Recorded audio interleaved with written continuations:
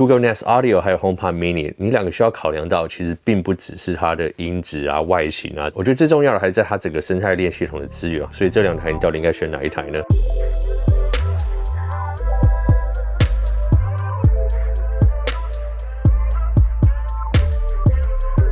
？Hello， 我是苹果爹。那我们今天就要来大概比较一下这个 Google Nest Audio 还有 HomePod Mini， 大概用了2个月之后，长期使用的心得还有感想。那在影片的最后呢，会有一些福利给我们今天的观众，所以记得看到影片的最后，这样你才能知道怎么参加这些抽奖活动。OK， 好，那这2台我相信大家都应该不陌生了，我都有分别做过开箱。那现在使用了2个多月下来，可以大致上分享一下我长期下来使用的心得。那先讲这一台就是 Google Nest Audio， 这一台的售价是3180元台币，它的尺寸你可以看到它比较 HomePod Mini 起来就是大了不少，那整体也重了不少。操作上面你其实看不太到它操作的方式，可是其实它这上面有3个触控的地方，左边跟右边各是音源大小的键，那中间就是要呼叫智能系统啊，或是暂停音乐的时候。背后的地方有一个关掉麦克风的这个键，这个你可以强制把麦克风关掉。那 HomePod Mini 的部分呢，基本上你可以看到它就像一颗小小的哈密瓜，非常可爱。它后面的线的地方是没有办法拔掉，跟先前的 HomePod 不一样，所以不要硬去拔它。那它操作的地方上面就是有加号减号，这个就是音量大小键，那中间还有呼叫 Siri 的这个按钮，大致上其实大同小异啦。那如果要讲外形哪个好看的话，我觉得这个真的还蛮见仁见智啦，因为这2台都有出黑色跟白色嘛。个人的话，其实并没有觉得它整个外形上面会对我购买它造成太大的影响。我觉得这2个外形，不管你是摆在家里哪个角落或是书桌上，其实都还蛮不违和的。所以我觉得它基本上跟任何家里摆设设计的风格都不太会去冲突到啊。那价格上的差距，这个是3180嘛，那这一台是3000块，然后基本上就把它算是同价位的商品。如果你购买这种东西只是想要家里有一个智慧语音系统的话，那其实 Google 还是有一个 Nest Mini 可以做选择。那一台的话是1785块。那当然音质的话，我等一下也会稍微大概做个比较。可是它的实用性其实就是有点不太一样，因为毕竟它也比较便宜，可能你家里每个角落想要摆一个的时候，对你的经济负担不会那么大。好，那关于大家可能最在意的音质部分，如果在这2者之间要做比较的话，我觉得先让你们听听看。那我会分别用不一样的连接方式，用单颗啊，还有用双颗连接的方式，对，这2颗都能进行立体声的播放。那这个意思就是说，如果你有2颗一样的音响的时候，可以在设定里面把它设为左右声道，它就可以以立体声的方式来呈现。那你们大家就听听看，看你们的感想是什么。那我当然收音的设备也不是说多么的专业啦，可是你大概可以听得出来，这2颗 75% 跟它全开的时候，单颗跟双颗的比较是什么。同时间我也会放进 Nest Mini， 让你们大家看看，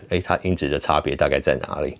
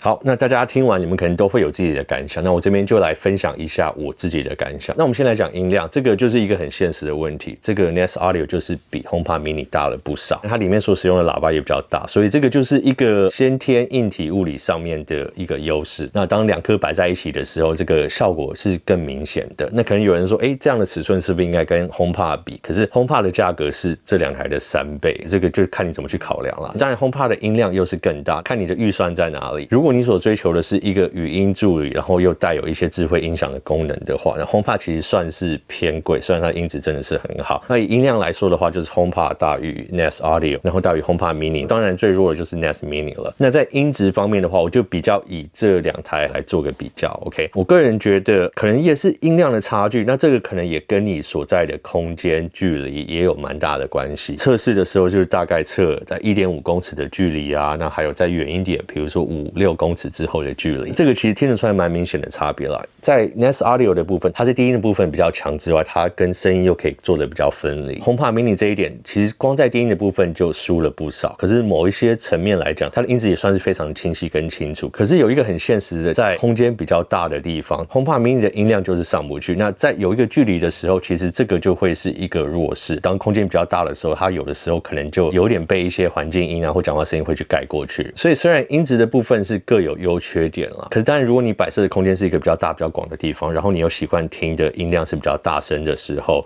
这个时候可能 HomePod Mini 就办不太到这一点，那 Nest Audio 的表现就会比较好。那我们再来就讲2个串联起来的时候，那很多人都会问我说，这2个串联起来的时候，可不可以拿来当电脑的音响啊？可能要拿来播影片、剪片等等。我觉得一般娱乐看影片可能还 OK， 听音乐的话完全没问题。可是呢，如果你要拿来剪影片的时候，它声音会有点延迟。那这2个比起来的话，很奇怪的就是我自己测试起来的话 ，HomePod Mini 它在2个串联起来的时候，我用 AirPlay 去播放的时候，它音质的延迟是比 Nest Audio 还要严重一点。那 Nest Audio 用的方式当然是用蓝牙之间去连接，所以我不太确定说，因为这个连线方式的差别，会不会造成 HomePod Mini 它的延迟有时候比较不稳定一点。所以说认真要拿来剪片的话，这个其实还是我觉得办不太到。那这边就要讲到连线的方式，我刚刚讲到蓝牙，对不对？这一台 Nest Audio 是可以在里面开启蓝牙，让任何的装置去做连接播音乐的。那如果你是喜欢用这种方式播音乐，或者说你家里摆这一台，有很多朋友啊、客人来，他们可能不一定是用 iOS 的系统也想播音乐的时候，这台可以这样做。 HomePod 跟 HomePod Mini 呢，它虽然里面有蓝牙 OK， 你看那规格，它说里面有蓝牙，可是它的蓝牙并不能让你开启然后给别人的手机去做连线。就是说如果以现阶段你要让别人的手机连线来播音乐的话，别人就是一定需要用 iOS 的系统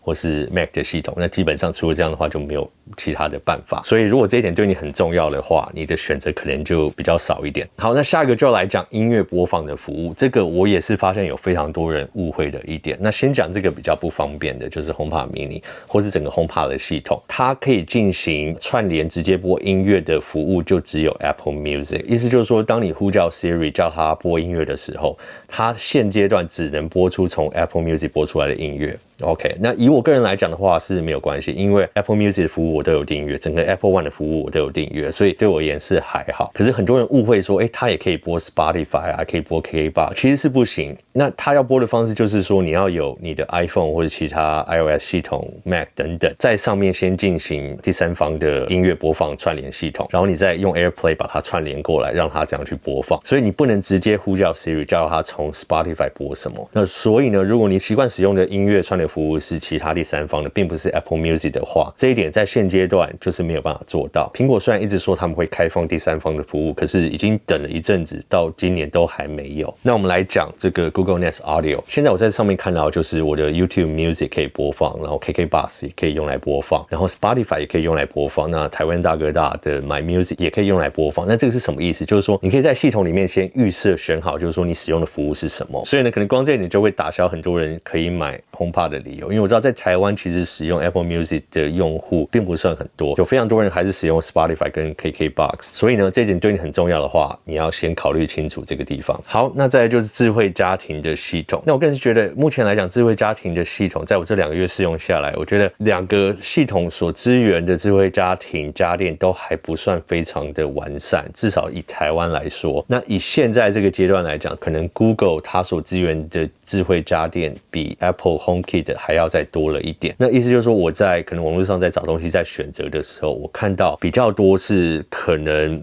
这2个都支援，或是只有支援 Google 跟 Amazon 的。如果说要3个都支援，或是单一只有支援 HomeKit 的，相对就少了一点。所以如果在智慧家庭支援系统以现阶段来说，我很难单一的去跟你说，哪一个就是最好，哪一个就是支援的最多，因为这个也非常需要看你平常使用习惯的家电品牌啊，还有家里需要使用的智慧装置是哪一些类型的。那如果只是基本的电灯啊、灯泡啊、插座啊，这些基本上2个都会有他们可以支援的系统，这些都没有问题。可是如果要进一步，如果你想要在单一就是直接在冷气机上面就可以进行操作，或是直接在除湿机啊、电扇什么直接在上面进行串联的话，我觉得这个就是目前比较难找也比较做不到的地方。那这边就要讲到一个现实的一点，如果你想要使用 HomePod 来当你这个智慧家庭的中区系统的话，如果你是像我一样全家人都是使用 iOS 系统，那其实没有什么问题。可是如果你家里是有跨系统的人，又有用 Windows 啊，又有用 Android， 又有用 iOS 的话，那 HomePod 它现在这个硬伤就是它没有办法跟 Android 跟其他系统做连线。那这一点的话，虽然我全家都是用苹果系统，没有这个问题啦，可是我必须还是要讲出来，因为我相信很多人家里可能并不是像我家这样。那这一点你可能就要去大概考虑一下，可能先做好研究，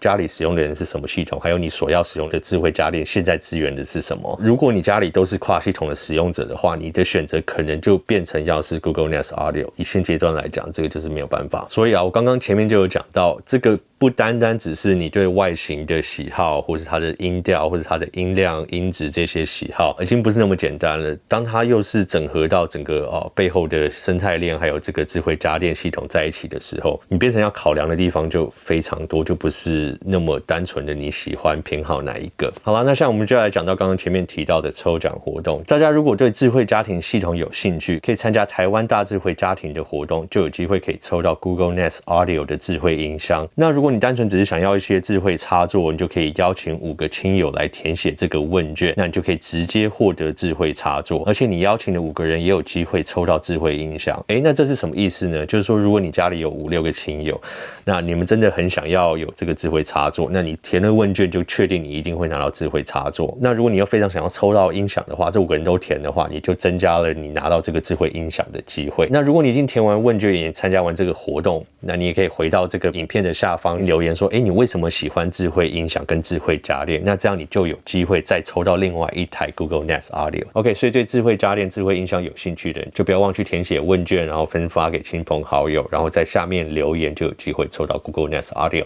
那今天影片大致上就是这样。如果你们对这些智慧家电啊，希望我将来再做更多的比较的话，那记得也在下面留言跟我讲，或者是说你们希望做哪一类的比较，那我再来在买更多智慧家电的时候，都可以来这边跟大家分享。那喜欢这类影片的话，就记得订阅频道、按赞、按下小铃铛跟分享。那我是苹果爹，我们下次影片见喽，拜。